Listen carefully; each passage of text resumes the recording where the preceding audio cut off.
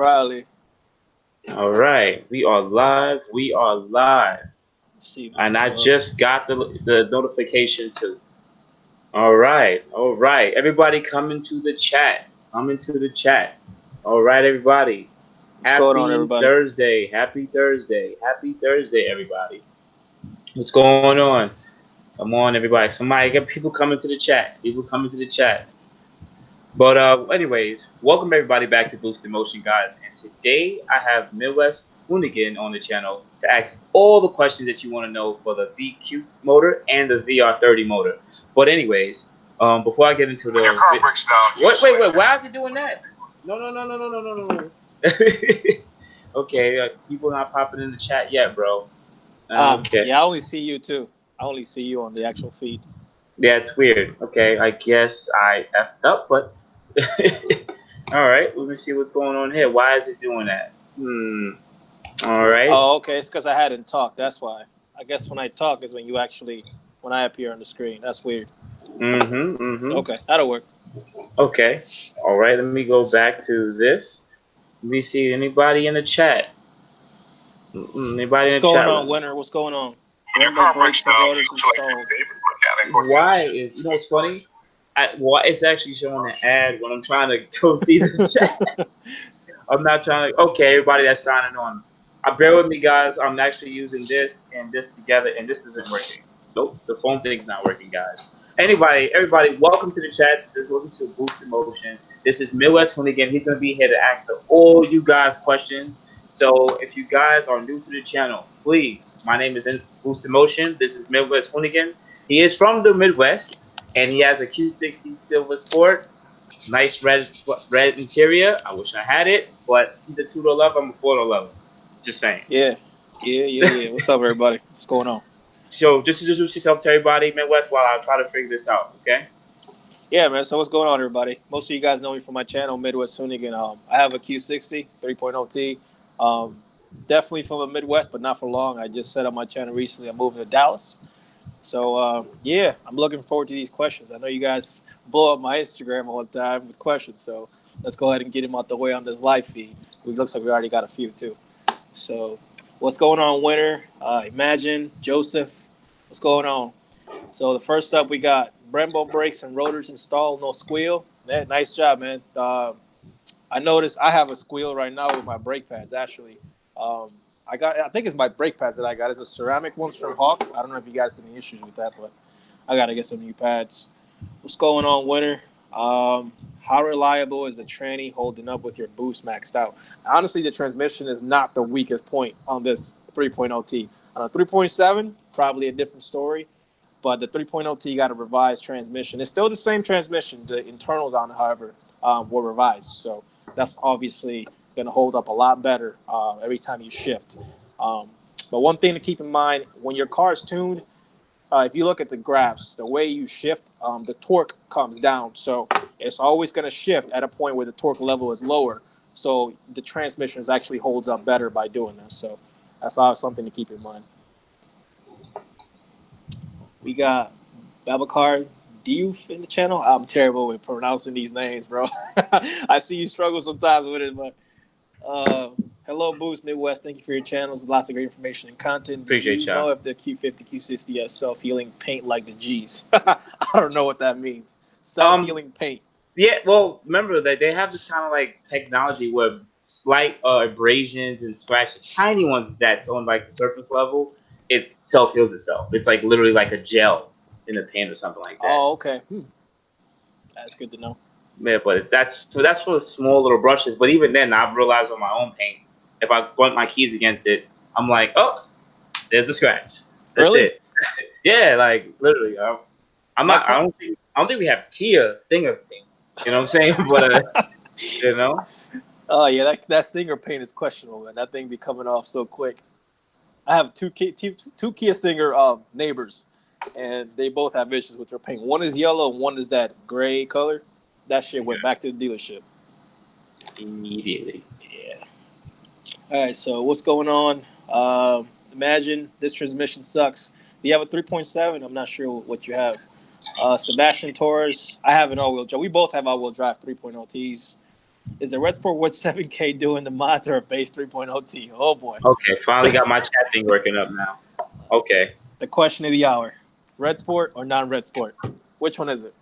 Oh my God. If any of you guys are on the Q50 Q60 group on Facebook, this is one of the biggest arguments ever. Premium Lux, Silver Sport, Signature Edition versus Red Sport. Which one should you get? So, Midwest, I'm going to let you speak on that because you're on the channel. I want to give you guys some spotlight.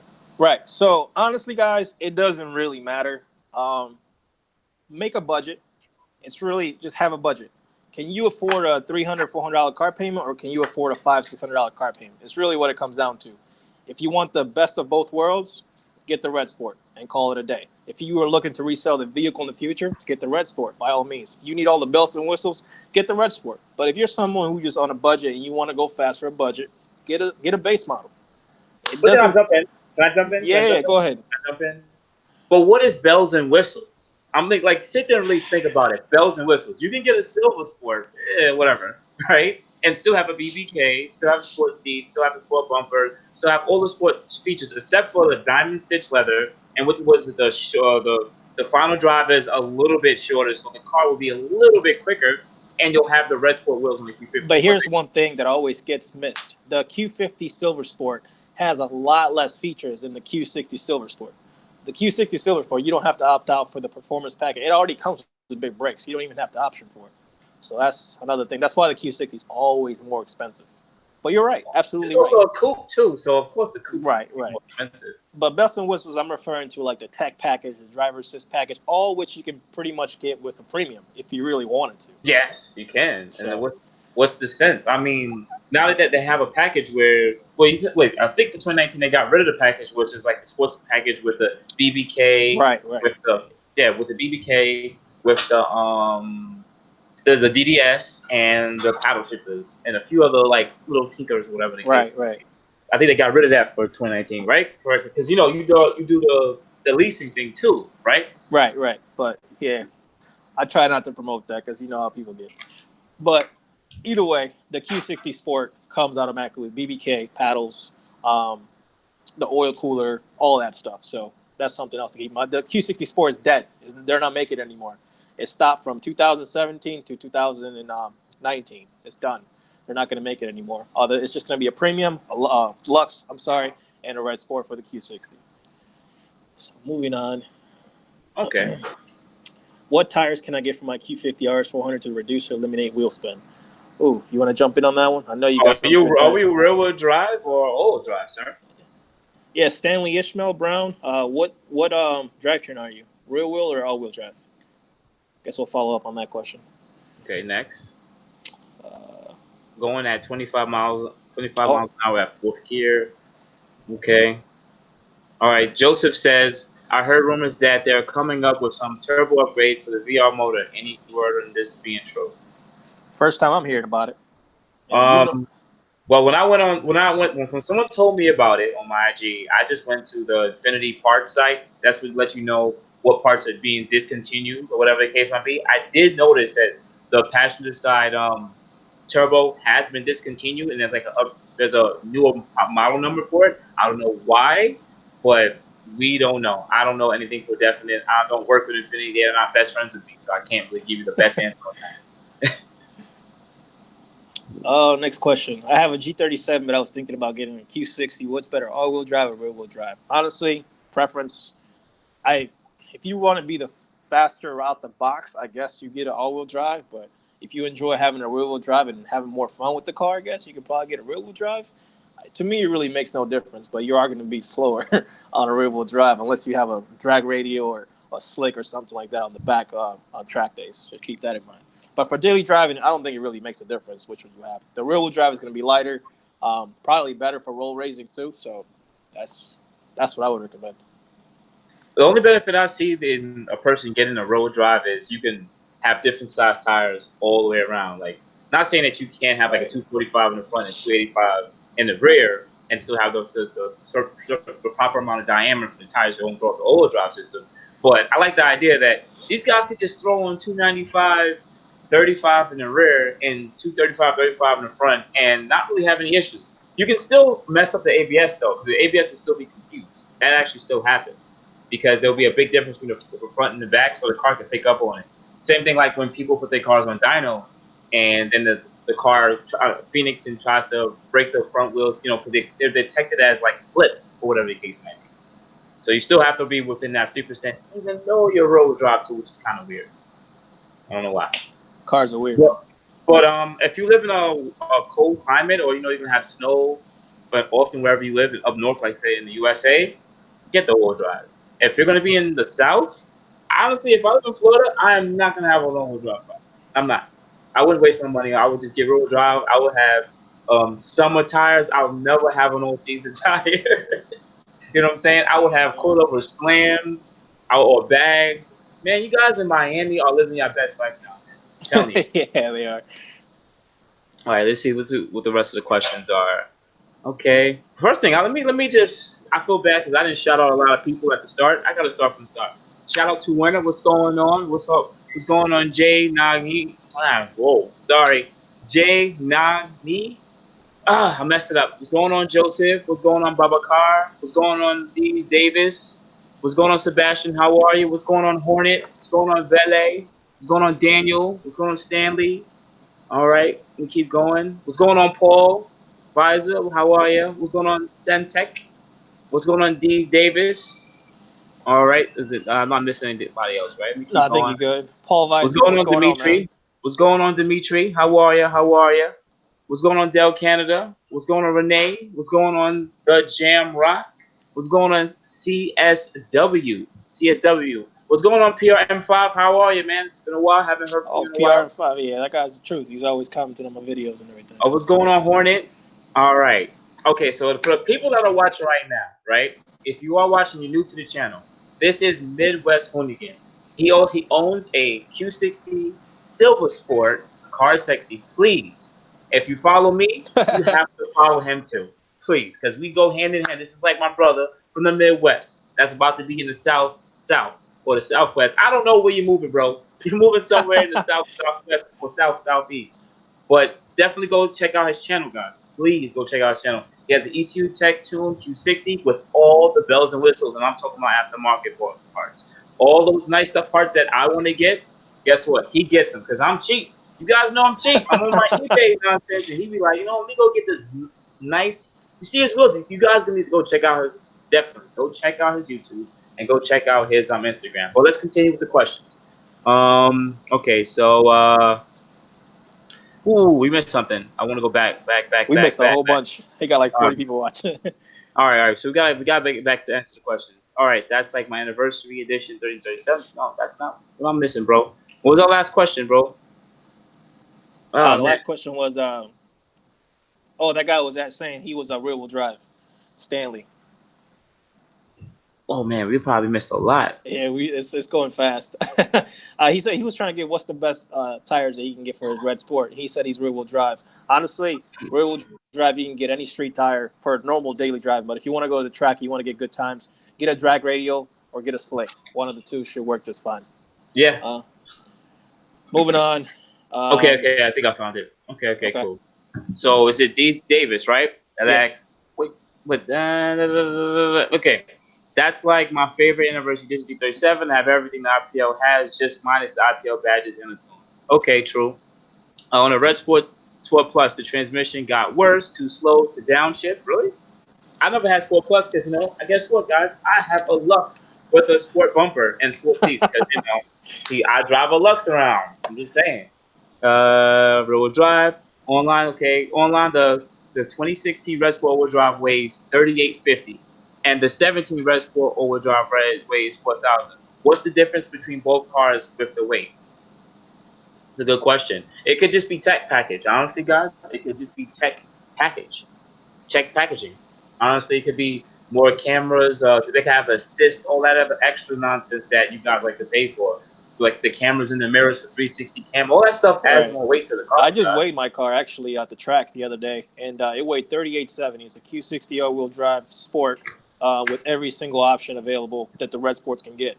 Every single package camera is 3870. But he said everything they can't get. Yeah. All right. But that's honestly probably the difference. But 150 pounds. I'm trying to figure out what else. It could probably be the spare package kit Probably the too. fucking rum flats.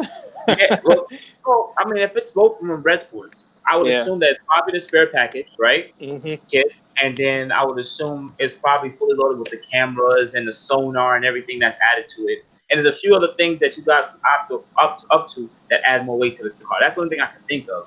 But at 150 more pounds, I don't really know why I would go that high. All right, what do you think about the M57? I'm very confused about what the M57 is, or M56. That's what you mean, Del Canada? I gotta speed this up. I'm sorry. Old drive fast off the line. Can I run Facts. downpipes without a tune? Yes, you can run downpipes without a tune. Midwest, what do you think? You can run any bolt on this car without a tune, no problem whatsoever. So I think Boost is having some connection issues here. Oh, mine's is messing up a little bit. Yeah, you cut out for a second, but we're good. We're good. We're good. Okay. You could definitely run lower downpipes without a tune. That's perfectly fine. The tuner I want to go with is in Florida, but to put intakes, downpipes, full exhaust, all in one drive. Okay, I see what you're talking about. He doesn't want to. He wants to be able to tune. He doesn't want to have to do everything and then get a tune. Okay, I understand. Yes, you can put on lower downpipes. AMS says you can definitely put on lower downpipes. But let me jump in here by saying this. Please do not go full downpipes, everybody. I keep getting DMs about, I just bought full downpipes. I'd be like, oh. They already went for full downpipes. Like, don't try to stay away from full downpipes, guys, and try to stay away from just if you got lower downpipes, don't say, I'm gonna go purchase the upper not downpipes, whatever the case might be, whatever they call it. Stay away from those too. If you try to not make this car fully catless, one, you're gonna kill the earth. You're gonna kill all the small little animals walking behind your car, right? Three, you're gonna kill the people that's behind you because the source is toxic. Okay, guys, it's really toxic. There's no catalytic converter. And four, you're actually causing damage to your turbos. You're allowing the turbines to spin too fast, guys, and that could destroy your turbos longevity-wise. So that's why I say don't go full catless. What do you think, Midwest? Personally, I don't know. I don't know if anybody that's watching right now has ever installed full downpipes. I've installed 2 sets, and the install sucks. I've done it on 2 all-wheel drive cars on the floor of my garage, and it is the worst experience. It took me like 7 hours each time I did it. Clocking the downpipe to the turbo is, in a garage, first of all, is almost impossible. But on a lift, you could probably get better hang of it. But honestly, if you ever have to go back to stock, getting the full downpipes off and putting the full cats back on, it's a pain in the ass. I don't know if you have the access to do it, but me personally, I just wouldn't do it. And plus, the gains that I see from full downpipes to lowers on stock turbos are marginal, pretty much. The full downpipes do carry the power slightly, a little bit higher over redline, but that depends on the tuner because I've seen some lower downpipe tuned cars just completely destroy full downpipe cars, even by the same tuner. So honestly, I think it's preference at this point, self-preference. So moving on. Okay. Okay, the M50, I assume he says that M56 and Q76 just cost too damn much to mod from what I understand. The Q70 is the same old car from 2011, man. Like, it's the same old G37 navigation. The car is more than almost a decade old. They haven't changed anything. It's outdated, just like the QX60. Yeah, it's outdated. Stop buying it. Okay, and my Q50 hybrid have after chip tuning, 400 horsepower sprint. I don't know what that is. I never heard of chip tuning for a Q50 hybrid. So if it is some kind of chip out there, just send me an email to boostinmotion@gmail.com so I can know a little bit more about that. Because I know a lot of people want to do tunes or some kind of chipping for the hybrids. All right, let's continue. Have a Q60 REDSPORT. I'll see you MH Memorial Day track day 7/26. Oh yes.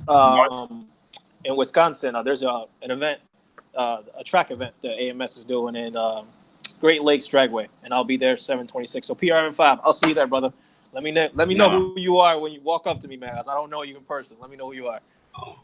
Okay, Hornet. How close was that race with the S6 last track day when when is admin tuning coming to New York?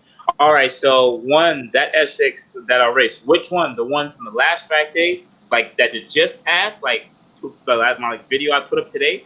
Dude is fast. You're probably on it. I don't know, but dude is mad cool. I met up with him. His car is, I believe he said, was on MS 109 tune with both downpipes. He ran 11.8, and it was very hot out there. He said he could run at least 11.2. So this car is really fast, and that S6 is quick. And admin tuning should be coming this Saturday, I believe. This Saturday, so I have to send him. Yeah, Monsev is going up there this Saturday. Yeah, so I should definitely send him a DM, and I'm gonna try to shoot a video with him, just asking a few questions, interviewing him, and just get some more content of him tuning cars, and just sharing a little bit of information so you guys can be more comfortable with tuning, and also you can hear from a tuner directly yourself rather than me. All right, let me continue. Okay, it's hot as hell in Miami, bro. I feel like the AC is trash. Yes, the AC in our cars are trash after a certain amount of heat. Really? You guys have issues with the AC? Yeah, it's like, dude, after it gets a certain amount of heat outside, it's not cold enough. Unless dude, you have AC is cold as hell. I mean, I do have 3% ceramic all the way around, so that's probably why. That probably helps. That probably helps. But now with us, do you think the VR30 will be carried on into other Infiniti models? I wish they do. They need to. What they need to do, excuse me, is redo the Q70, give it a whole new, not a facelift, get a whole new chassis or whatever they give it. Give it a VR30, give it slightly bigger turbos, because I'm not gonna go buy a Q70 with the same 400 horsepower tune. That's a waste of money. Right. You know what I'm saying? They like at the end of the day, like, oh, the Q70L they chose to bring out. Like, come on, man. Like, just whatever they need to do, drop the VR30 in those cars. Do you see them putting them in what was it, the QX70? I believe the QX70, not the one with the variable timing motor. Which one is that? That's the QX50. It has the very low compression turbo. Oh, so they had got rid of the FX35 or the QX70. Right. They had got rid of that. Like, discontinuing that. So they might be bringing that back, but there's not much models that they're gonna put that VR30 in. So I don't really see it really happening. I believe they're probably gonna take that motor and put it in a new 370Z. All right, what's up, fellas? Okay, Keith says, "What's up, fellas? Fellow Infiniti owner, what's going on?" Prince says, "How's it going?" Des says, "Chillin', bro. Love your videos." Des, "Okay, I follow you on YouTube. I need one on IG. What would you prefer, 2016 REDSPORT or 2018 Luxe?" Well, the 2016 REDSPORT is still like $30,000, and you could get a 2018 Luxe for $21,000. Yeah, I don't understand. Like, these cars dropped in value, dude. Yeah, honestly, guys, if you're buying these cars, financing them is probably a bad financial decision. Lease the fuck out of these cars. Honestly, honest to God advice. Well, lease it or buy them used after 2 years. That's what I would say. Because you can get a 2017, 2018 now for about $20,000. That's not a bad price. That's true. That's not a bad price, no. Because you could get a 2015 37 for 15. It's only a $5,000 difference. That's true. It's insane. So, okay, but I would rather a Luxe because I'm cheap, guys. All right, Silver Sport all-wheel drive Q60s are so rare in SoCal, and I can't find one. So they're rare, period. Yeah, they're rare, period. They only made them for 2 years, and all-wheel drive with red seats. Even then, I had to fly 5 states over just to find one. So they're rare, period. Okay. Barbar says, I'm hoping lease thing Infiniti can provide is Q50 Q60 Android. Yes, they are going to revise it. They're going to add the Apple Android Auto and Apple CarPlay. They're adding that stuff for the new 2020 2021 model. So that's been confirmed. So we just gotta wait. Just gotta wait for that. Are the bigger throttle bodies worth the buy? Or I believe you're talking about for the 3.7 EPS throttle bodies. Well, did you have those? Yep, I did. So if you're referring to the EPS throttle bodies, I had those on my 3.7. One thing I will say, you'll need a tune as soon as you put them on. So make sure you have everything else handled. They're very hard to tune by some tuners. So make sure whoever you go to has an understanding of how to operate them, because a lot of people have flutter RPM issues at low RPMs and standstill from those throttle bodies. So the install is pretty easy. They're really easy to install. So just make sure you get them tuned correctly. Usually UpRev is the preferred software for tuning the EPS throttle bodies, but ECU Tech can do it as well. What's going on, Wesley Snipe? I didn't hit you. Yeah, I know who you're talking about. I didn't hit you up because I actually went to PA with my boys that weekend. So I was already in PA, and then it was like, yo, let's just go to the track. That's why I'm not, and plus I don't want to make it a whole big thing. If I'm gonna invite you, then I'm gonna have to invite him, I'm gonna invite her, and then after it's a meet. And I'm not trying to make a meet right now, you know. So, but I would like to make a track day, but unfortunately, Midwest ends are gonna be in Midwest anymore, so I can't get him to come over here. Yeah, I'm changing my YouTube channel name. I don't know what to, but I need some suggestion. Comment below, comment on my videos. I need some suggestions. I don't know what I'm gonna name it, but it'll be coming soon. Okay, get some lightweight wheels and brake rotors so you can save 200 pounds. That's correct. Damn, I gotta speed this up way too much. Okay, yes, Infiniti M56. Okay, hot Miami. Okay, good. Have you put your car on a dyno to see what kind of power you're making? At Rick, no, I still haven't. I still want to. I don't know, maybe Saturday. Saturday, maybe I could be able to sneak it on a dyno. I don't know, but it's not gonna make much power. I've seen JB4 cars with my modifications where they do on a dyno. It's a little over 400 wheel at the most, and it tapers off like 350, maybe less than that. So it's not that much of a fast car, but it's faster than what stock. So I'm happy with it. I gotta get some more questions for Midwest here, but I just want to blow through these comments real quick. I'm running JB4 on my 2018 SS. Do you think AMS low downpipes will make a difference? Hell, yes. Get them. Period. Let's keep it moving. 2014 Q50 here. Okay, think about getting JB4 for my Q60 REDSPORT. Can I use the stock exhaust, and what is the highest safe boost to run? Well, most people usually go about +5, +6, but that's usually on the E30 mix with the 85 and 93 or 91 pump. And you can do it on stock exhaust. That's perfectly fine. That's perfectly fine. But just join the N54 Fanatics page. There's a whole thread with hundreds of pages on what the proper amount of boost to run. I don't have a REDSPORT, so I can't really tell you what you should or shouldn't do because y'all guys' boost targets are different. But I want to get some more questions from Midwest. Okay, are the bigger? I got one coming up. Okay, go ahead. I think the bigger throttle body question we already answered. Nissan Infiniti peaked in 2010. Arguably, yes. That's when the G37 and 370 series are really, selling quite really fast. Nissan Infiniti has the same GPS system for 10 years now. I know it's a damn shame. It sucks so bad. Mine is cold as that right at night, but during the hot days. Oh, he's talking about the AC. Yeah, at night the AC is fine, but during the day, honestly, I have no issues. But I know that's a huge complaint from a lot of owners in regards to the AC. Midwest Hoonigan tell AMS to have another dyno day with discounts under tune. Come on, guys. Who am I, the marketing guy? No, honestly, let me clear something up. I am not in any ways like affiliated with AMS to the point where I can tell them what to do. I can only suggest what you guys ask me to do. Sometimes it happens, sometimes it doesn't. And I just have a good relationship with them, and that's it, period. But PRM5, I can definitely ask if they want to have like a dyno day with discounts again. That'll be great to have a good show out. They did a cookout last time for you guys. I think like 20 cars showed up. So, yeah, I'll keep it in mind. I'll definitely run it by them. Should I buy the ECU Tech Tune Bluetooth with desk key or without?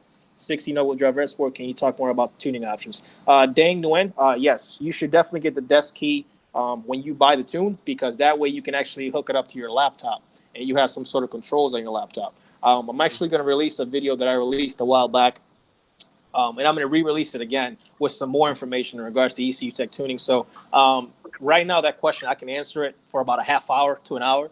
So just stay tuned, watch my channel. I'll give you a video here pretty soon, specifically on tuning. I'll be going to Soho to get a tune. Yeah, shout out to Nick at Soho Motorsports, the truth. I currently have Takeda intakes and my ISR YPIPE installed my Berg test pipes. Would I get good power gains if I in a dyno? Well, a dyno is just used to measure the output power of the car. You need to flash the ECU with an actual tune to actually optimize those parts to go in with the factory ECU and those parameters. So, yeah, a dyno tune, yes, you would definitely benefit from that, especially on a 3.7. It will run a lot more efficiently. Jonathan asked the 5.6. From what I remember, no. No, you can't. There's no tune currently for the 5.6. From what I remember, no. That's it, unfortunately. But you have that sweet V8 noise. Yeah, it sounds good. It sounds good with a Motordyne exhaust. Oh my God, it sounds good. You know what's crazy about the 5.6? You can still install test pipes off the 3.7 for it. It's like it's interchangeable. Like, but it's Soho Motorsports came out with a kit for it, a single turbo kit for it. and they can actually tune it via ECU tech. I don't know what they did, but 7 or 5.6? A 5.6. Soho Motorsport's supposed to be coming out with that info. They're a beast. Yeah. You know what's funny? Soho Motorsports just came out of nowhere, just like boom, I'm here. I'm like, wait, where did you come from? They got some good welders too. Yeah, they do. All right, let me see what else is going on here. What handling mods would you recommend on my Q50 for canyon runs? Sway bar, head links, good tires. Tires is actually the first thing you should do. So the first thing that makes contact patch with the ground is your tires. So a decent set of tires, a good sway bar, good end links. It's probably where I would start if you want to stay in a budget. But tires and a sway bar is typically where I would start and then go from there. You don't want to coilovers is good, but the stock suspension typically is all right for canyon runs. Just make sure you have a decent set of tires. Arguably, the DDS system is good to some people, bad to some people. I don't know what model you have, if you even have the DDS suspension set up, but a decent set of coilovers will also help you out in the canyon runs if they're set up properly. I'm going to agree with him and say definitely tires, 1. 2, sway bars. If you have the all-wheel drive model, unfortunately, you don't have the front sway bars. But you have the rear sway bars. You have 2 options. You have the STILLEN, and now you have the Hotchkiss. And no one has reviewed them yet, so I don't know. But Hotchkiss seems like it's way stiffer bar from just looking at the specs. Like he said, end links. I think that comes from SPL, right? Midwest? Yeah, SPL. SPL end links to the front and back. They're adjustable. And you're going to also have to change out your control arms to the front. I don't know about the back, but you should definitely change out the control arms to the front because I wouldn't really trust those ball joints in those taking canyon runs. After a while, they're gonna take a beating. And finally, I'm gonna say go with a good set of coilovers. I don't know if BCs are made for canyon runs, but I know that you can actually purchase the right spring rates and dampering so that you can take the canyon runs. That's why I love coilovers. They're purposeful. When you go to the track, you can put the source really rear so you can take off in the car and squat properly. If you want to go on the track, you can turn up the dampering so that it's stiff. You can literally always adjust it. I love that, just from a turn of a knob. But that's my recommendation if you want to do canyon runs. Yes, it starts with a good set of tires. Okay, what else? What else they said here? Midwest. Yeah, Midwest. Do you cycle E85 frequently? If so, how does that work? Do you have a set amount of gallons you always use? Okay, so whenever I did run E85, I ran an ethanol content sensor, so I always knew what ethanol content I had in my car. But the way it worked with my tune, I had 4 maps. One that was 10 to 30% ethanol content, and pretty much basic, regular 93, 91 pump has like 10 to 15% ethanol content. So I would use map 1. Map 2 was like pretty much like 30 to 50. Map 3 was like 50 to 70, and map 4 was anything 70 plus up to like 80, 90% ethanol content. So based on the ethanol content sensor, the reading that it would give me, it was the map that I would select on my tune. Now, in the future, we're supposed to be having the ECU automatically change to, adjust the timing based on the ethanol content sensor you have from ECU Tech. I don't know how soon that is coming, but that's how I worked that out on my car. I never played the whole gallon game because I always like to have an ethanol content sensor. If you want to run an E30 mix, you kind of have to figure that math out. I'm not really good at it. Boost might be able to help with that. Or you can buy the little testers you can buy for eBay, and you dip that in the E85. That will let you know how much E85 content is in your fuel pumps or by wherever you actually get E85 at. And then from then on, you can measure the amount of gallons or half a gallon you need to add to either 91 or 93. So, yes, that's what some people do. Yeah. All right. So I think 2017. Go ahead. I think so. 2017 Q50 3.0 T Premium rear-wheel drive with AMS downpipe intake heat exchange. You're looking for more low-end power to exit corners. Any suggestion? Yeah, JB4 or a tune or ECU tune. Yeah, that's it. That's how you increase the amount of torque. Period. That's it. Yeah. JB4, but I mean, he has a good amount of mods and modifications there. At least he has a heat exchanger too. That's pretty good. Most people don't. He has a heat exchanger. That's really good. Okay, dang, just give him a thumbs up. Would you say a tuned VHR making 400 can last up to 100,000 miles reliably? I don't see why not. Well, what year? Sorry, wait, excuse me. Which year? If it's a 2013, 2014 and up VHR, then I can see it. If it's anything below that, you guys may run into the galley gasket issue. With the VHR though, isn't the torque that usually breaks those, not the horsepower? because the motor can handle the horsepower. It's usually the torque. The Remember? transmission goes out first. What do you mean the transmission? From four, he's saying 400 horsepower. I don't know if that's to the wheels.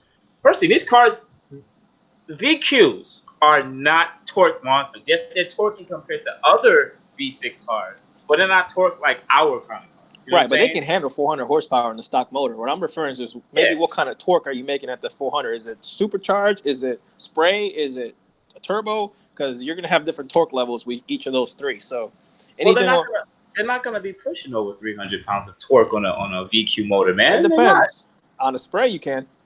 Well, I mean, that's if they spray, but I believe a 400 horsepower to the crank VQ could last quite a long time. And a 400 horsepower VQ to the crank is pretty much like 333, 340 wheel horsepower. So that's like most people that are tuned. Shoot, you beat on that car. You have one. Yeah. You beat on that girl all the time. I miss my 3.7. Would you recommend converting to 85 for my G37? What do you think, bro? I had the 85 on my 3.7 Q50, and I gained like 10 or 12 wheel horsepower, but it was more so it ran on cheaper gas. The fuel burnt cooler. Ultimately, I honestly didn't find a benefit or any cons to it. It was more like, yeah, it's cool. I can run the 85 in my car, get a little bit extra power. Other than that, but yeah, why not? Well, I was actually talking to my boy just now, my boy Dave, and he's gonna be on the channel soon enough. I'm gonna review his car because he's doing his G37, right? And I was telling him like, yo, you could just get a map for E85. And I'm thinking, all you need to do is just get the fuel pump and just get the injectors and then make a map for the tune. Then the company he was talking to said, nope, you got to go get the flex fuel kit, and then now you have to switch the license from UpRev to ECU Tech because UpRev can't support E85. So I was like, don't buy it. Just go get a supercharger. Get a supercharger. Sounds like headaches already. Get a supercharger because he already did majority of all the other performance mods already. So right now I was only telling him trying to build up E85 so that when he wants to go supercharge, he already has everything he needs for E85. But that's just my opinion here. What do you think about the AMS Stage 3 package? Well, got the AMS guy right there. So yeah, I have the AMS Stage 3 package. Before I even went 85, I had it for 15 months. Really, it's really a tune, the heat exchanger, downpipes, and the typical, pretty much most of their bolt-ons. It's solid with paired to an exhaust and a tune. I made 450 to 460 wheel at around 500 torque. On my all-wheel drive, I got it down from 11.4 to an 11.7 second pass, depending on weather conditions. So far, so I'd say the car is fast. So I recommend it. Okay, Doubler says, I've experienced a lot of fuel pump problems, both stock and AIM 320 LPH, I assume. Back to stock at the moment, no problems. Can't find anything online about this. I keep hearing 7 different things about 10 different people. So he's having a low pressure fuel pump issue? That's what it sounds like. He's not alone. A lot of people seem to be having low pressure fuel pump issues. Me personally, I'm actually on the 100% stock fuel system right now, and I have no issues, tuned at 93 octane. But people, the moment they touch that low pressure side, they start to have problems. I'm not exactly sure what the culprit is, but it could be a bad pump, a bad install, a bad connection. It could be a number of things. It could mess up anything. So trying to find out what the issue is the problem. Not everyone has the tools or a shop that can dig down, and that stuff costs money. But he said both stock and he said stock and the 320. Well, he says back to stock and no problems. Can't find anything online. Oh, okay. I read it. Yeah. It's the AM 320. Have you tried a Walboro 485? Yeah, 320 sounds a little too small. I would try Walboro 485, model number 274. Give that one a try.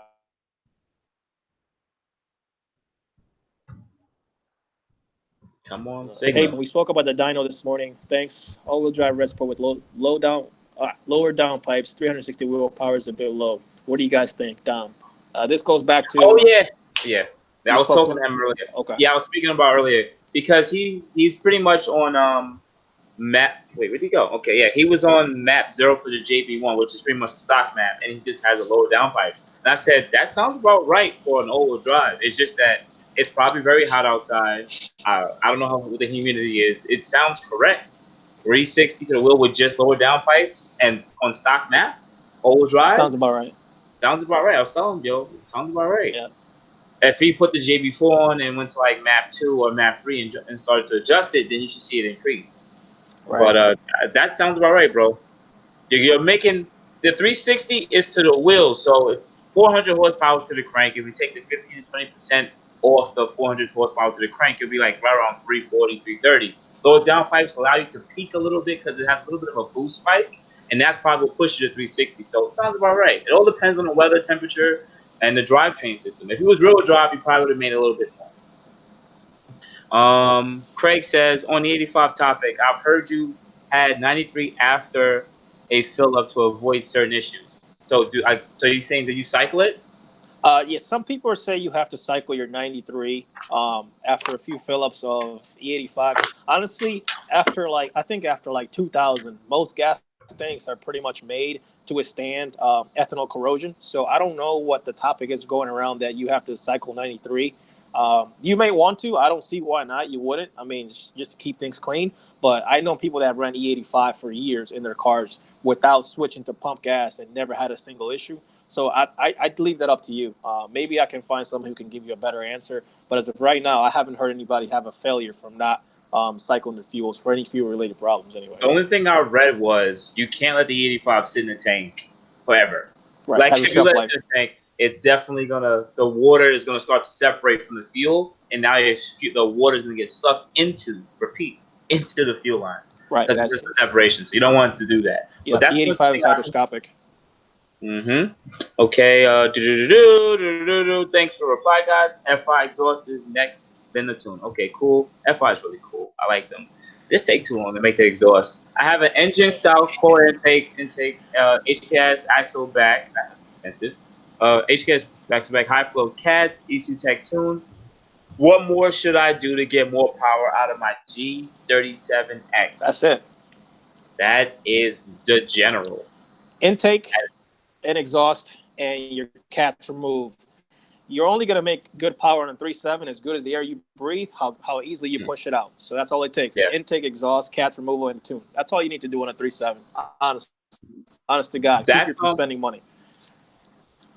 Yeah, because honestly, that's what I was talking to a few of my boys about. Because I made this video about the sorry Z1, but I think it's a waste of time to do the manifold swap and to do like, you know what I'm saying? I did that.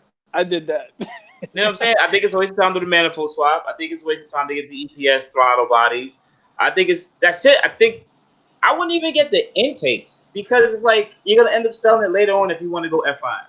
But if you just want to be naturally aspirated, just do the intakes, delete the cats, and exhaust with the tune. That's it.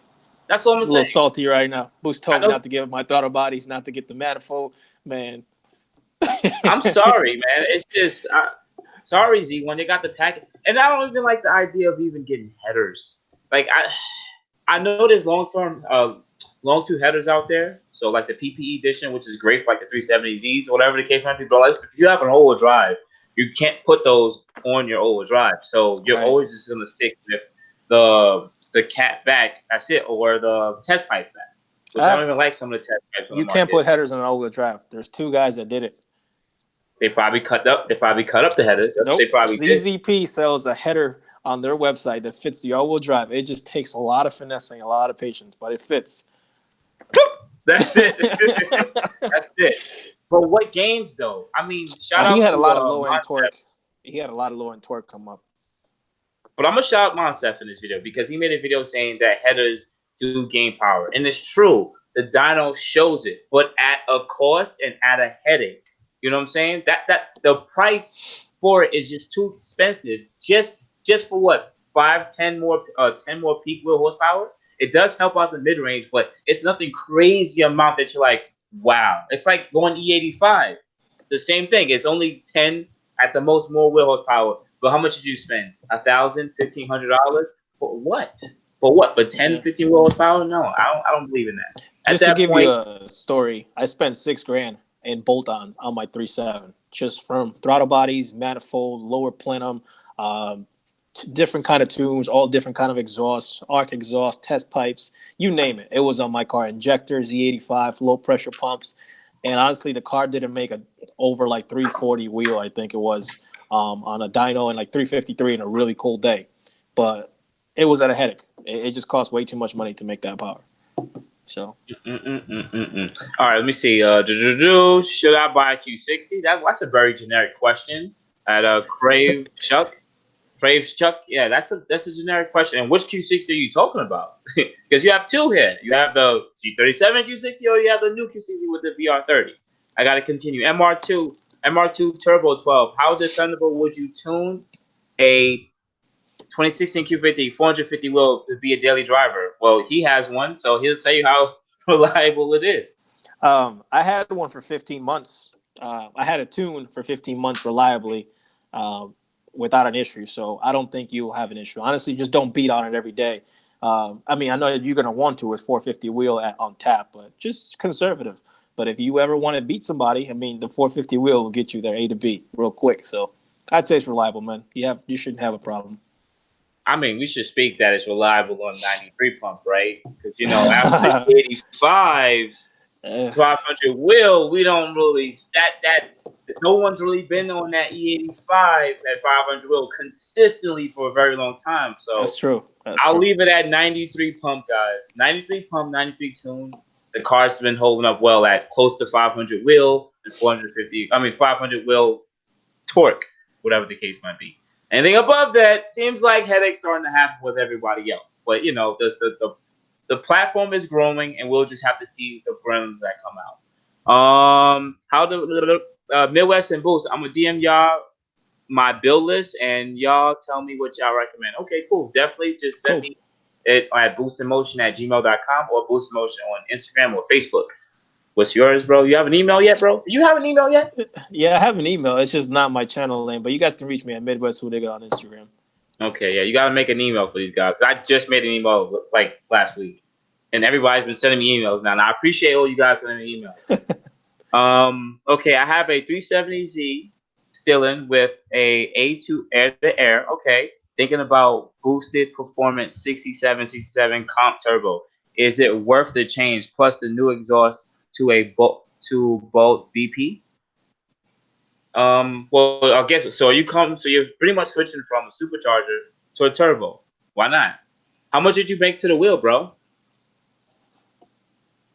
Did he type? I hope he types that. I want to know. I don't think he typed it.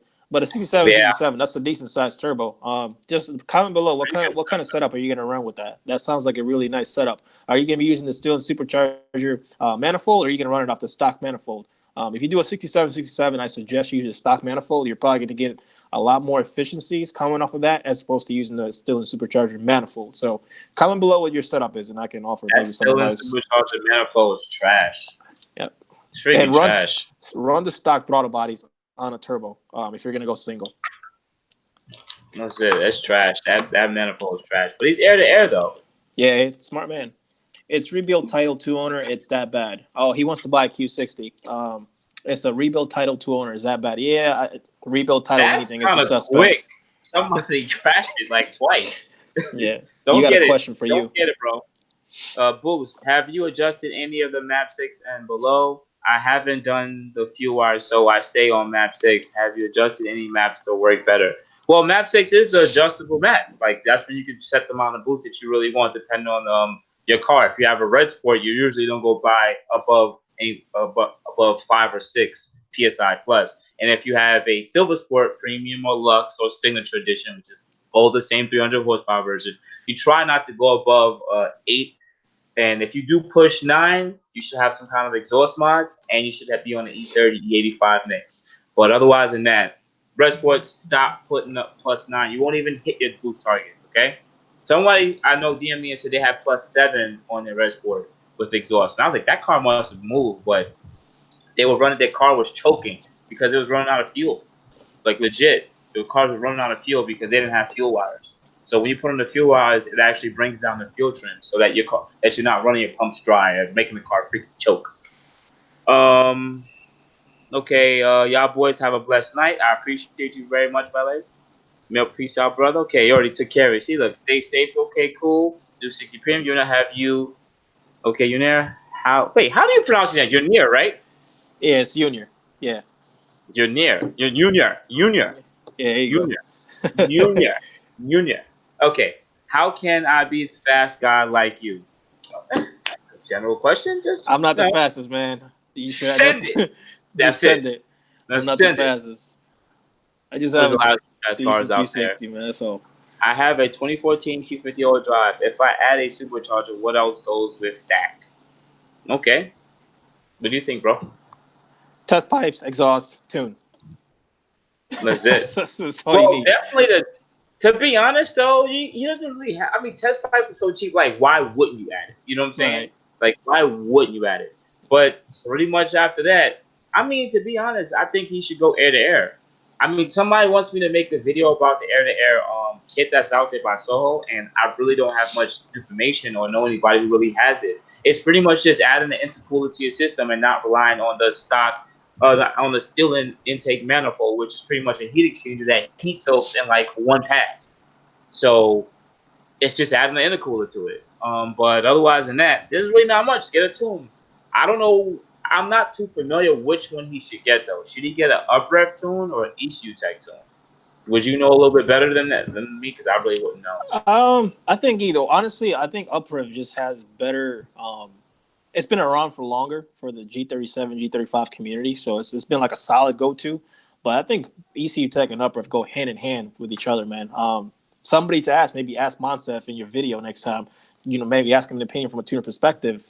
UpRev or ECU Tech, which one is it? Yeah, maybe he actually has worked with both. You're right. Right. Hornet had said something there. He said 495. Oh, okay. He made 495 to the wheel. Well, that's nice. That's good power, bro. Good power. Ooh. But if he goes turbo, though, I mean, to be honest, that's when he might window his block. Like, everyone I know that went turbo on the VQ ends up windowing their block. You know, so do you want to window your block? I don't want you to window your block. Like, maybe you should buy a separate motor just to build just for the turbo. But, yeah, you can switch over to turbo, but I don't know, man. Everybody I know that came from Supercharged or that just went turbo, single turbo, or twin, they always ended up windowing their block. So I don't know. VQ motors really do make some power, bro. But I don't know. Like I've seen some people who had 400 wheel on the supercharger. I mean on the turbocharger for their VQ, and then they window the block. And there's people who made 600 wheel and they haven't windowed the block. I don't know. Yeah, I think it comes down to tuning, man. I think it comes down to tuning, bro. Because there's a few high-end 370Ts out there who are 550, 600 to wheel, but they also shoot Mac. That's one thing. They're also on E85. So that probably brings down the exhaust temperature a lot, so they're not burning and melting up their pistons and stuff like that. And this was a stock unopened block. So, I mean, I don't know. I'm not too much on the tuning, guys. I just read and I watch and let people tell me the experience. But do I believe you should go turbo, to be honest? If you want to. It's the next step. If you're bored with your car, unless you're going to sell it and get a Q60, do you really want to do that? Just to go slow? I mean, he's already forced induction. Might as well just put a turbo and send it. I mean, the thing is, their quarter miles suck, though. You know what I'm saying? They do. Like, Supercharged sucks. Well, Supercharged sucks, man, on quarter miles. It's all really just road racing there. And even then, it's so much parasitic drain. It's a little V6, so... Let me continue with Dude, ask some questions because I know they had some questions here, so I know you want to jump in too. I think I left off when Lewis was saying, "What? How can I be fast as you?" Thanks for replying. My opt out for 3.7 instead of 3.0. I said that a boy. He's got 18K miles in that 2-owner funny title car. Yeah, don't buy that, man. That sounds like trash. Oh, this is where we are. What type of upgrades can I get for my Q50 hybrid premium? Okay. That's the same thing as the 370. Takeda intakes and an exhaust, but I don't think you can get a tune for it. Somebody mentioned you can get a chip. Maybe that person might shine some light on you, but other than that, I don't know the exhaust and an intake. There's like about 2 people on the Q50 Q60 group that have hybrids that are trying to work with people to get a tune or some kind of software that they could be able to tune hybrids. I mean, to me, I think would be the killer thing, and I know people are going to laugh at me. I really wish you can tune the hybrid, 1. And 2, I really wish you could add a supercharger to it. Because it would be fast, all-wheel drive, and save gas. That's three good things. I really wish that was. Well, you I know would what? literally There's a guy who has one that's making 380 wheel and about 410 torque on the hybrid because they're really torquey with that with the batteries and whatever he has. But I think that's the guy who has the chip on his car. So maybe, hopefully, we can get some light on that. Yeah, but that's my dream. That's my dream. I will get rid of my This guy owns VR30 a hybrid. for a 3.5 that's supercharged and tuned on the 85. Like, I would do it. I know I sound crazy, but if it happens, I will jump all over it, bro. Okay, let me see. Okay, thanks for apply. Okay, 18. Blah, blah, blah, blah, blah. Why? What do you? Okay, why do you think Infiniti got rid of all in one movable instrument panel and steering wheel that was on the G? I have no idea. Great question. No idea. I don't know. Maybe the motors went out over time, but I never really heard anybody complain about the motors, right? Because it was like one separate unit that would go up and down, I believe, right? Oh, The yeah, cluster and the one that slid down. Yeah, yeah, yeah. Yeah, I actually wouldn't know. I never had really no idea for that. Okay, Top Guns. That one guy, Nick. Mine is a premium with low downpipes. I'm doing YPIPE, AMS intake, and heat exchanger, and custom 3-inch with 3-inch resonators. And I run JB4 and APSIPs. Okay, cool. That's not much PSI. That's not too bad. 15, 16 PSI. That's almost stock REDSPORT PSI. Okay, Hornet. Uprev was better. ECU Tech better. Bluetooth. Okay. I'm still trying to read the graph. Okay, there is a 370 making 830 on stock internals. What? Oh wait, hold on. That's the one that popped up. John Parham posted that one. It did like 5 pulls in the dyno at 830 consistently, and it did like 4 pulls in the street apparently, and still living. I mean, the car's a goat. I don't know if the guys. I don't know. I still don't believe that. That's not. I believe possible. it. I've been to Z1 before, and I know John Parham personally. I don't think he would put up bullshit online. I don't think so either. But the thing is, it's a stock block. Okay, what is a stock block to you guys? Is it you just pretty much you still open the motor top and bottom, you put rods and pistons and you close it back? It's still a stock block, but it has beefed up internals with APR heads or head studs or whatever. What exactly they did? Because I don't think any piston or rod is going to be able to take. Well, I don't know how much torque that was, but even 830 wheel just sounds insane in my head for a VQ. That just sounds insane. That's I don't know. Maybe it's just me. Are we Hondas now? Because Honda still put 830 wheel. You know that, right? And they have like 200 pounds of torque. That's why they don't window. They don't window, but they have to put at least 500 to 600 pounds of torque on an 830 wheel VQ. Maybe that's just my opinion. Oh, thank you, Hornet. I appreciate that, man. You bought me something. I'm going 99 cents though, man. Let me get me some Hershey's cookies and cream, man. I love Hershey's. Go down the court, still get in Arizona real quick. Yes, it is, man. Yo, Arizona's going up, yo. Arizona, they trying to make Arizona's $1.25. Yo, don't say that, yo. Don't say that. Don't say that. Okay, I bought a 2019 RS Overdrive Salvage. Rebuilding it. I hope it's better than rebuild with 2 owners. Okay, I mean. I'd rather use at least when you rebuild it, you know exactly what's wrong with it, rather than buy someone who already rebuilt it and you don't know the gremlins yet. So, you know what I'm saying, take that leap of faith, brother. Do it up. Let us know how it works out. Is any rebuilt title car worth it, and why not a Q60? I mean, the thing is, there's nothing wrong with a rebuilt car. It's just that it said 2 owners. I'm just thinking already. One person had it, beat on it, then another person had it and crashed it, and then it got rebuilt. So that sounds like 3 hands in my head. So at that point, what I would really do is probably just look up the VIN, look up some of the service history. Yep. You want to make sure that the car was just whatever, make sure it wasn't a gremlin car. Sometimes people crash cars because they have to get out of the lease. You know what I'm saying? Or the car was giving them so much more issues and then maybe you want to take care of them. Sometimes people don't want to go through the lemon law. Sometimes they just say, you know what? Send it right into a pole. You know? But yeah. Nick, how is it? Curry shot, blah, blah, blah, blah. Good info, fellas. I appreciate you very much, Dominico. When I had my hybrid 2 years ago, someone in the Netherlands was working on a tune, but failed. Okay. It's good, no problem, man. What's good, Kev? What's going on, Rico? Love you, brother. Jonathan, what was you guys' quickest quarter mile pass in the 3.7? 1296, and I broke the diff. You broke the diff? I broke the diff. I wheel hop so bad, I destroyed everything under that thing. Shit was Really? terrible. You broke the diff on a 3.7? Yeah, Oh, I think it was just a bad diff, man. The diff completely went apart in there. Like we opened it up and metal just literally fell out. It was wild. Jesus. Damn. But you know what's crazy about that? There's people with 500 pounds of torque on the VR30. I mean, I'm starting to assume that the VR30, they definitely put a little bit more beefing up to the transmission and the rear diff, maybe the front diff. But someone said that we actually have a GTR Truck diff. Front we diff have a QX60 rear diff, and then we have the same diff in front internals as the GTR. That's what people are saying, but I haven't confirmed it. I do believe we have the QX60 rear diff part. Yeah, probably, definitely. But the GTR front diff, I'm like, wasn't it already limited slip? So that means the front and back. I don't know. Let me see what else is going on here. Okay, well, I never took the 3.7 to track, so I know it wouldn't probably break into 12s at all. I took my Maxima to the quarter mile, my 3.0. Me too.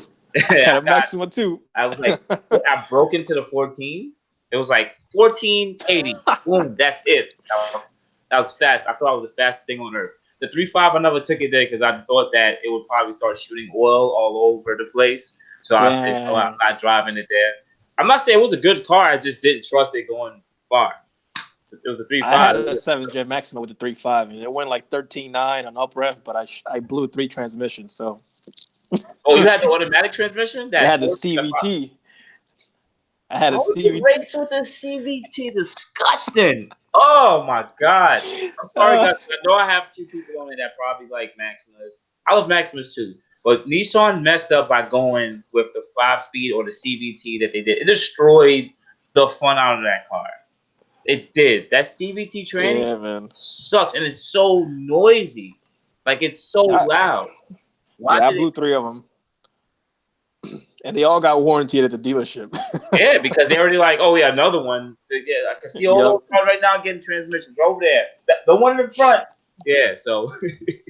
All right, let me see what else. A trade-in for a 3.0T. Was that a question, Rico? Should you trade in for 3.0T? I think he was answering somebody else's question. Okay, Curry, is stainless steel brake lines worth the money? Well, I had stainless steel brake lines when I did my BBK upgrade on my Maxima. And I thought it was good for when I had Maxima because you can definitely feel the feel. It pushes a lot more back at you than before. It wasn't as spongy. Yep. So I would it just felt better and a bit more confident in the brake pedal. I wouldn't know for the newer cars because I haven't did stainless steel lines on any of my cars since my Maxima. What about you, bro? I never had the stainless steel brake lines, but I did hear from people that it's always about the pedal feel. You get more responsive from the brake pedal when you actually press it instead of that spongy feel. So if that's what you need, maybe you drive in traffic a lot and you need, to react quickly, maybe a good upgrade, but I haven't heard too many things about it. It's only $100, and then you got to bleed your brakes. That's about it. I mean, I think it's more, I still take it as more of a thing that you look at. Like it's just right. It's just like all right, like if you have like a 10-year-old, like all right, let's say because right now I still want to get a G37 6-speed manual coupe, right? I would see myself upgrading to SS lines, but they'll probably already have the SS lines. Wait, there's still a SS line kit for it because they still have a rubber line on it. I would upgrade it because it's been 10 years, so those rubber lines need to go. That's what I would do if I copped a 2008 G37 6-speed manual. Because it's been 10 years. But if you have a newer car, like a 2014 Infiniti Q50, don't do it. Why? There's no point. No, what do you the really lines are fine. What's the purpose of doing it? Just put some change out the brake fluid, so a higher temp brake fluid, go with some better brake pads, or if you want to get a BBK, do that. That was way more confident than just changing, SS lines. So I think it's more still of an eye candy, knowing that if you did it and it's there, it's like, I got SS lines. I got them from Goodwrench. I'm just saying, But all right, let's continue. Third time I heard a broken diff. Midwest, you think you can beat a 2009 stock GTR in a road race? Absolutely. No, I'm gonna jump in there. Nope. I beat a 2009 GTR with my JB4 Q50, and I have 3 witnesses. I have my boy in my last video with the Mustang, and I have my other boy with his S6, and we all raced 2 GTRs. A black one that like a 2013, 2014 and up. I jumped on him because I'm good at jumping. Well, he pulled me in. But the 2009, I'm like, where's he at? Oh, he's right here. Oh, I'm still beating him. Then my automatic cheeseburger ship. So I just want to be fair here. My 2009, I mean that 2009 GTR stock versus my JB4 fully. I gotta get the camera to come back. And my my JB4 fully catted. Excuse me, Q50 beat a GTR 0 to 100, not a quarter mile, 0 to 100. And no, his car wasn't breaking, nothing like that. I sent him a DM and he never responded because he didn't want to talk to me. He thought I was some corny Q50 dude, and he just drove off into the distance. It is what it is. So don't sleep on JB4 Q50 Q60s. I don't care what no one says. Don't sleep on us ever. Anyways, he said it was rebuilt with the first owner and then bought it from a private owned dealership. So that's not really 2 owner. That's only 1 owner. All right, so then get it then. It's only 1 owner then. Yeah, it's not like it was 2 owners. Get it. As long as you check the Carfax and auto check, you should be good. Always check both, because if you just check Carfax, sometimes what shows up on Carfax don't show up on auto check and vice versa. Period. And also another little trick. Shout out to Sam Crack. Always take that VIN number in and put it on Google search, and sometimes you'll actually find that car was sold or was flipped through some of those auto auctions too. Sometimes they do and finagle stuff, so be careful with that. So that's my recommendation. And if it's a rebuilt salvage, make sure it's rebuilt salvage and it actually has a title that you can title it. Not that it's a salvage and you want to rebuild it. I'm just a little bit confused there. Someone says a turbo, blah, blah, blah, blah, blah, blah, blah, blah, blah, blah. Okay, cool. I had a turbo 2008. Wow, 2008 turbo Maxima. Had to blow through those CVTs. Craig, I got one 215 miles, just like Korea, Tennessee, but I'm already confused. What are you talking about? I'm confused what Craig is talking about. Jonathan, if you guys didn't drive Infiniti, what would you be driving? Right, I would assume. What would you be driving Midwest if you wasn't driving Infiniti? For a daily driver, I'd probably drive like an F-150 daily driver. Honestly, I always wanted one with the EcoBoost, but as an actual car that I would get, probably a C6 Pro-Charge Corvette. That's what I would get. Did he say EcoBoost?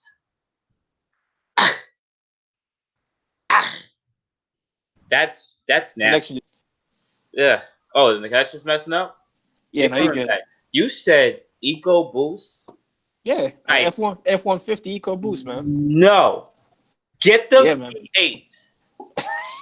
Get the V8. Yes, I do like the twin turbo V6 they have. Pretty dope.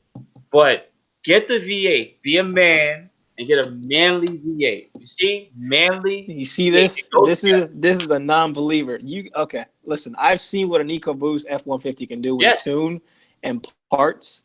Man, they sound good and they ride really good. Honestly, for a daily driver, that's what I would drive. But okay, and shout out to Boosted F-150. Go check out. Shout out to Boosted F-150. Yeah, he's got a V8 supercharged running 10s. Manly. That's all. Like literally, like drives there off the street and run 10s and beat Lambos. I mean, that's fair. Like I said, should I get a V6? No. V8. I have a Pro-Charge C6. Pro-Charge C6 all day. That's why I always wanted to own one. One day, maybe you'll see it on the channel. Now you got me thinking, what truck would I actually get? To be honest, I wouldn't know. I actually don't know. Well, yes, I do. Let me stop playing. I'll get a Jeep Grand Cherokee, of course, and it'll just a regular SRT Jeep Cherokee. And as a car, I like 4-door cars, and I don't like Audis, but I would really like to get that RS7. That's like the only car I would probably get that's 4 doors. That's ridiculously expensive for no reason. That's about it. Everything else, or maybe a Tesla. But to be honest, I need to hear noise, and I think that Jetson's noise that it makes is just I don't want that. Somebody said, "Be a man, get a diesel." Well, what diesels are out there though? That there's not much diesels out there in the American market. There's quite a few that you can purchase though. Like maybe there's probably a few that you can still buy from Audi, maybe, or Volkswagen. But otherwise than that, what diesels are there? Maybe eco trucks, like vans, eco line vans.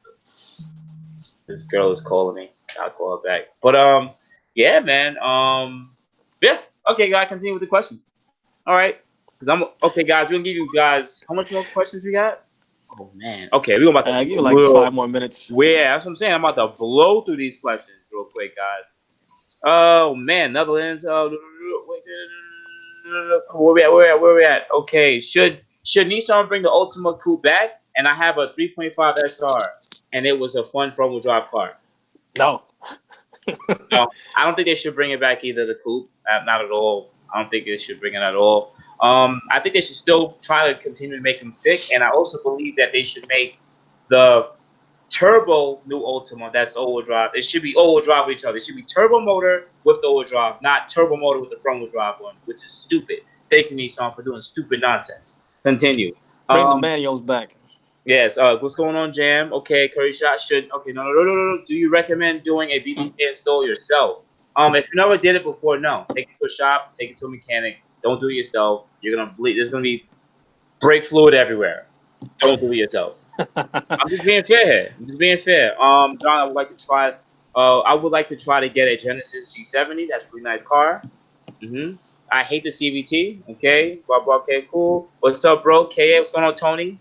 Okay. If you would just put 8 to 9-speed transmission, that car would be crazy. Yes. If we had a better transmission, our cars would just be better. Period. ZF transmission. Dutch Clip, okay. What do you think? What do you guys like the most about Infiniti as a brand? That's a good question. I think the thing that Infiniti's bold, man.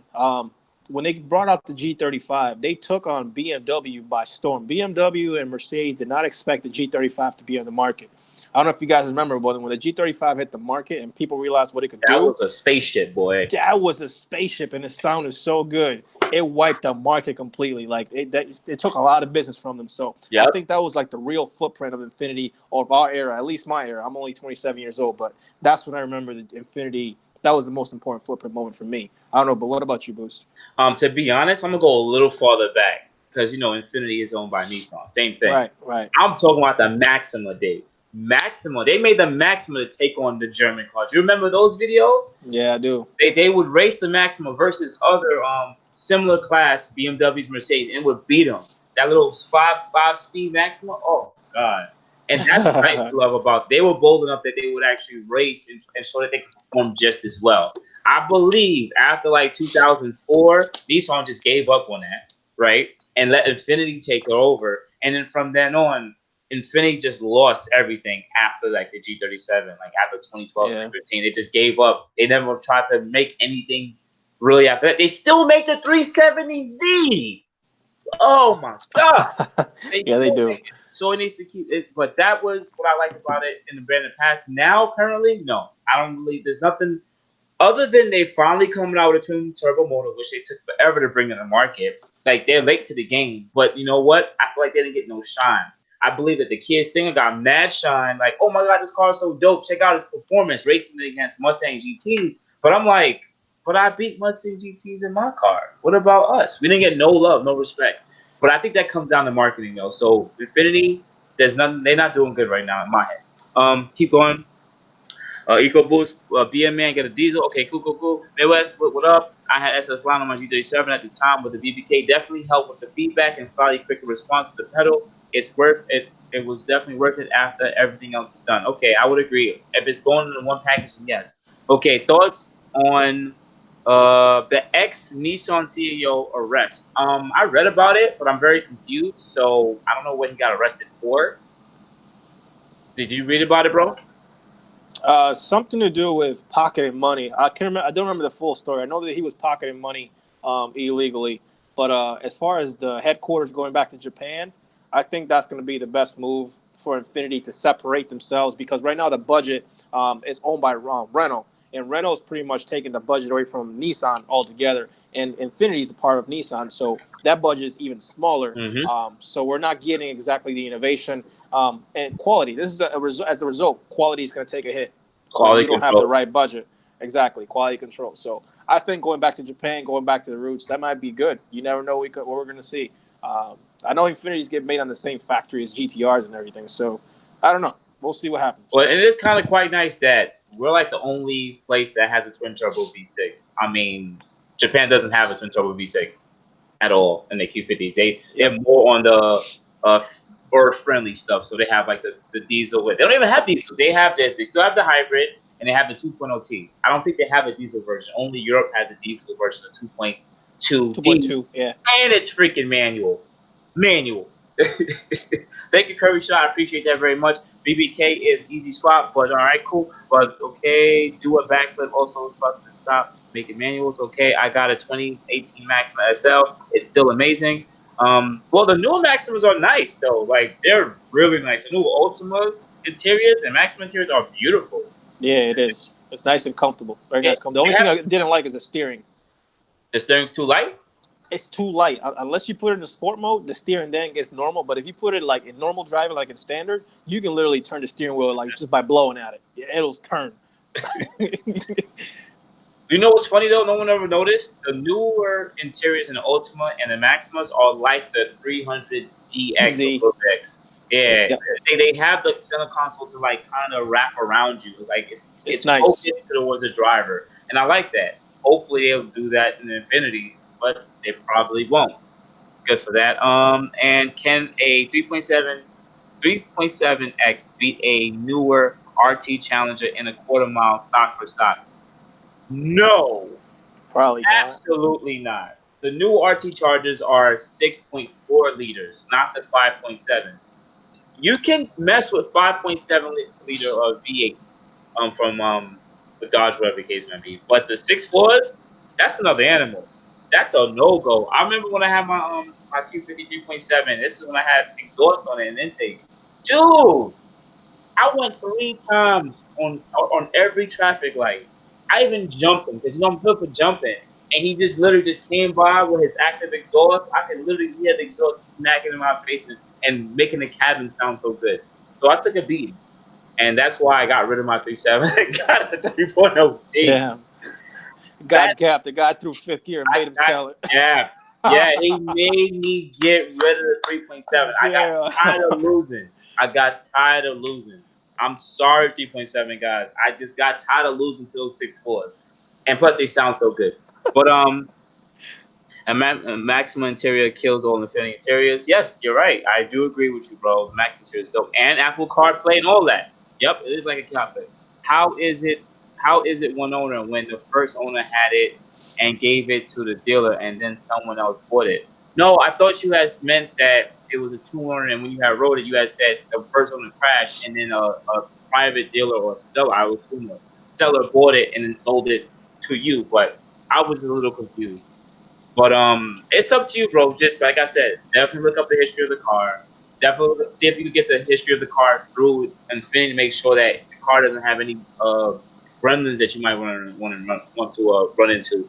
And it's going to be kind of hard to put an extended warranty on a salvage car. That's another thing, because I believe most companies that have extended warranties are going to probably say no because it was salvaged at a point. So it's kind of like you're buying a car that will be running good now with whatever factory warranty you have, but after that you may be screwed though, dude. So that's why I'm saying stay away from salvage. You might not be able to. Turbos go, bro. Turbos are expensive. The turbos on these cars will go at some point. They will go. Not like a 3.7, 100,000 miles with just changing oil. Turbos will go. I know you want to go soon though, but I just want to add another 5 more minutes because I just want to knock off these last questions after. After. That's it. After God Black. That's it. No more questions after that. So anybody else? Sorry, but we're gonna answer the questions up to God Black, God of Black, and that's it. Last one to me. Last one features. Last one for me. What features would you convince you guys to get the next gen Q50? I don't know what the next gen Q50 is gonna get other than that CarPlay. Nah. My next car is not gonna be an Infiniti, so I don't know. So maybe I could rephrase that question. What would Infiniti have to do, right, to make us stay? That's a better question. ZF transmission at the very least. Non-direct injection motor, at the very least. So you want to go back to port injection? Port injection, ZF transmission, at the very least. I do not want another direct injection car. But the industry is moving towards direct injection. We can't do nothing about that, bro. We can't. That's true. That's true. Maybe I'm just an old head in that when it comes to that topic. Some cars actually come with direct injection and port injection. It's not fantasy, which is so that it can clean the valves longevity-wise. But it's just a self-preference. I mean, look at the VR38 motor. Like, that's a perfect example of something that I would like with a decent transmission attachment. Dual clutch is fine, but a ZF at the very least, that's what I would like to have at the, bare minimum. If Infiniti can make a car that could compete. Like when you go look at Lexus, right? Unfortunately, they still put the V8s in their sport, the sport coupe, whatever, to try to compete. They should have just put a twin turbo in there so it can actually compete. But I want them to make a car that can actually compete with an M3. It doesn't have to be the same price margin, but I know Infiniti could have. They could have, if they went with a different transmission, like you said, different transmission. It don't even have to be a dual clutch. It could be a ZF, right? And if they made the car with slightly bigger turbos, and made it more sportier, like actually took the time out and have the bumper that it actually has air-cooled brakes. Like, just take some time and actually have a limited differential. Put some time into some of these things, and then I would be like, you know what? That's true.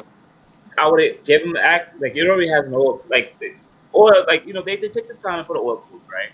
Which we're okay with. They put the 2 water pumps for the heat exchanger. Okay, cool. That's nice stuff. But they could have done more. They could do more. Infiniti could do more. So if they just made the cars more sport-oriented and more powerful, and stop making a REDSPORT version and a damn 300 horsepower version. Get rid of the 300 horsepower version, but now they get rid of the 2.0 T. I believe that they should. I think the 300 horsepower version made a lot of money for them. That's probably why they're getting rid of the 3.0 T. But they should have made the REDSPORT godly different. Like, if they're gonna make the REDSPORT, it should have been a big difference. It should have been like, wow, should I get the REDSPORT 450 horsepower? It gets 15-inch freaking brakes, 6 pistons in the front. They come stock with Michelin tires. You know what I'm trying to say? Limited slip differential.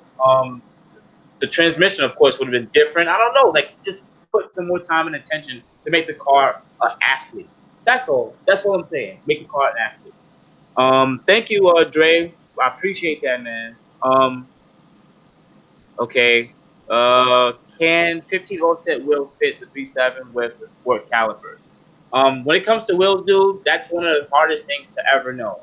If you're talking about plus 15 on a 9.5 or 10.5, I still think that's maybe still too aggressive. If that's on stock height, no. If your car is lowered, yes, like on springs or pullovers, but even then, you're gonna have to rock stretch tires with a 15 offset. Yep. So that's my recommendation. Stay away from that. Try to stay around the 20s and 30s and 40s. Anything at 15s, I try to stay away. Thanks for the time. I appreciate you, man. I'm here for 5. Okay, Jonathan, yes, you can definitely beat the 5.7 Hemi.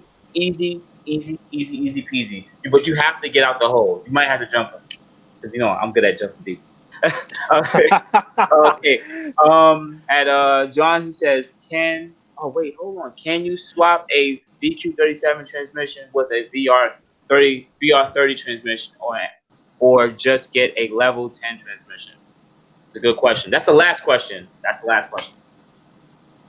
Can you swap a 3.0 T transmission to a 3.7? I don't think anyone has done that yet. I remember Phil was looking up. I don't know if you guys remember Phil, but some of the OGs know he had a 3.7 supercharged, cost me like $550 to the wheels, fast car, and he had a level 10 transmission, and then his girlfriend ended up getting a VR30. Remember?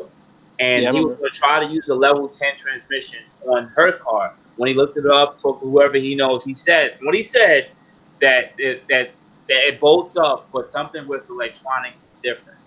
I believe the harnessing and everything like that is completely different. So it's as of now, so what he went through, he said no, it's not possible. It's probably going to be a electronic issue on getting it to work with the newer ECU or the TCU. So no, I will stay away from that. And level 10 transmissions, from what I'm hearing, they're not as good as they used to be. That's it, and that's coming from people outside of Infiniti Nissan. So, but I'm not gonna answer any more questions, guys. I'm can't because I got somewhere to go. We got somewhere to go. We just want to make a video to just any questions that you got, just send it to my boostinmotion@gmail.com, boostinmotion on Facebook or Instagram. What about you, bro? Midwest Hoonigan on Instagram, and I don't have a Facebook anymore for my channel. Just either comment on one of my videos or send me a question to Instagram. That'll work. Yeah, because you know, we both got places to go, but I'm gonna try my best to definitely give you guys alerts that where we're gonna be on and everything. It'll be a little bit easier. But otherwise than that, this Boost Motion signing out. You guys have a good morning, good afternoon, good night. What about you, bro? Hey man, thank you guys so much for watching, asking your questions and your support.